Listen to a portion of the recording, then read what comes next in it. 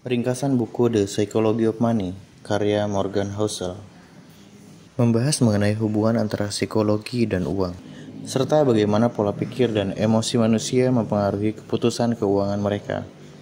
Penulis Morgan Housel adalah seorang penulis dan analis keuangan yang terkenal, menyajikan wawasan yang menarik dan praktis tentang bagaimana orang berpikir tentang uang dan mengelola keuangan mereka.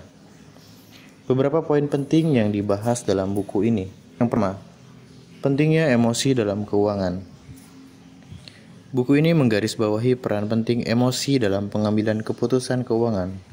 Housel menjelaskan bagaimana rasa takut, keserakahan, dan kecemasan dapat mempengaruhi cara orang berinvestasi dan mengelola uang mereka.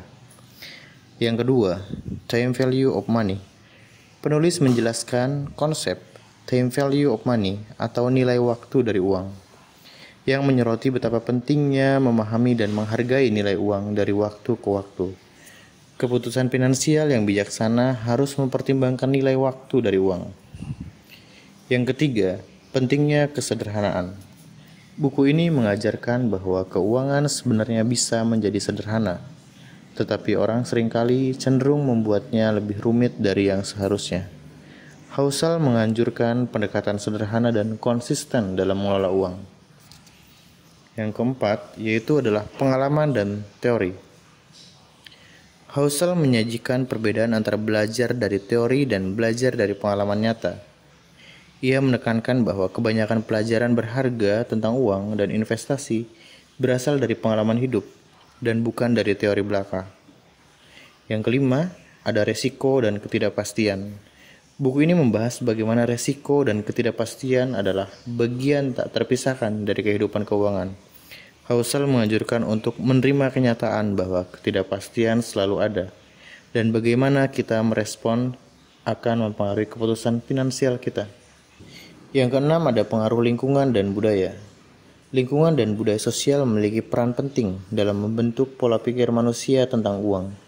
Housel membahas bagaimana pengaruh lingkungan, keluarga, dan teman-teman dapat membentuk sikap dan kebiasaan keuangan seseorang.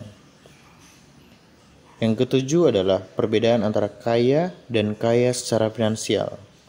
Housel menjelaskan perbedaan antara kaya dalam arti kekayaan materi dan kaya secara finansial, dalam arti memiliki kebebasan finansial dan kepuasan hidup. Buku ini menekankan betapa pentingnya memiliki definisi kekayaan yang tepat dan bagaimanapun hal itu dapat mempengaruhi cara kita memandang dan mencapai tujuan keuangan. Yang kedelapan adalah cara pandang tentang keberuntungan. Penulis membahas peran keberuntungan dalam kehidupan keuangan. Buku ini menyatakan bahwa seseorang bisa menjadi berhasil dalam keuangan karena keberuntungan. Tetapi juga penting untuk mengakui peran keberuntungan tersebut dan tetap mengambil keputusan yang bijaksana dan bertanggung jawab. Yang kesembilan adalah investasi jangka panjang. Buku ini menekankan pentingnya pandangan jangka panjang dalam berinvestasi.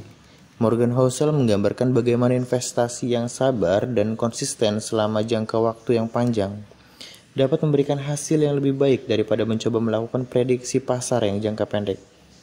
Yang ke-10 atau yang terakhir adalah filosofi uang pribadi.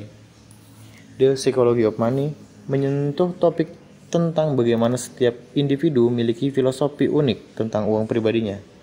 Pengarang mendorong pembaca untuk merenungkan dan memahami filosofi mereka sendiri untuk membantu mereka mengambil keputusan keuangan yang tepat dan sesuai dengan nilai-nilai pribadi.